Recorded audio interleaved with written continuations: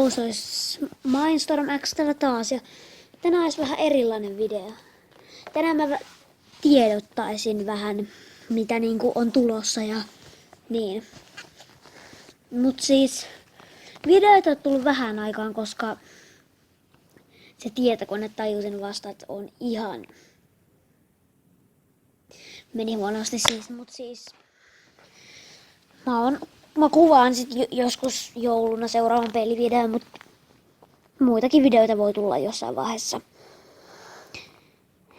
Joo. Ja siis... Sitä webkameraa mä en käytä siksi, koska... No niin, mä en yksinkertaisesti saa käyttää sitä. Mutta... Se ei varmaan haittaa teitä. Sanokaa kommenteissa, jos se haittaa teitä ja mikä on teidän mielipide sille. Joo. Ei mulla oikein muuta asiaa oo. Se olisi moikka!